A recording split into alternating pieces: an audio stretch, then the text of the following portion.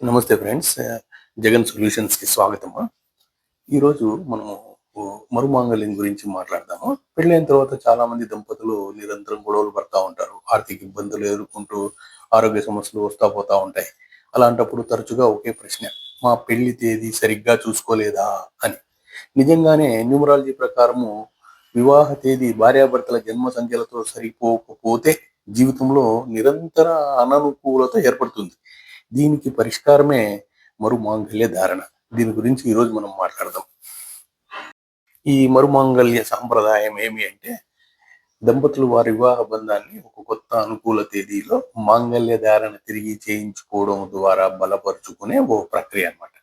దీనికి ఎప్పుడు అవసరం పడుతుంది అంటే, వివాహ తేదీ ఇద్దరి జన్మ సంఖ్యలకు శత్రుగ్రహంగా పడినప్పుడు, లేదంటే వివాహం తర్వాత వీళ్ళు నిరంతరంగా సమస్యలు ఎదుర్కొంటూ ఉన్నప్పుడు ఈ మరుమాంగల్య ధారణ అనేది సూచించబడుతుంది. ఈ కొత్త తేదీ ఎంచుకునేటప్పుడు కూడా కొన్ని అంశాలను పరిగణలోకి తీసుకోవాలి. భార్యాభర్తల జన్మ సంఖ్యలు, వాటి మధ్య గ్రహమైత్రి, వారిద్దరికీ మధ్యలో అనుకూలమైనటువంటి రూట్ నెంబరు, ఇలా ఉండే తేదీని ఎంచుకోవాలి. దీంతో పాటు వేద జ్యోతిష ముహూర్తం కూడా కలిపి చూడాలి. నక్షత్రము, తిథి, రాహుకాలం లేని శుభ సమయాన్ని చూసుకోవాలి. మరుమాంగల్య ధారణ చేసేదానికి ముందర ఈ పాత మాంగల్యం ఉండేటటువంటి దాన్ని తిరుమల గుడికి పోయేసి మనం గుడిలో అర్పించేసేయాలి. సాధారణంగా ఈ మరుమాంగల్యం శుక్రవారం, గురువారం వంటి రోజుల్లో మంచి ఫలితాన్ని ఇస్తాయి. దీనికి ముందర గణపతి పూజ, నవగ్రహ శాంతి పూజలు కూడా చేసి ఆ తర్వాత ముహూర్తాన్ని నిర్వర్తించడం సంప్రదాయం. అయితే ఇది కేవలం ఒక సంఖ్యాశాస్త్ర పరిష్కారం మాత్రమే.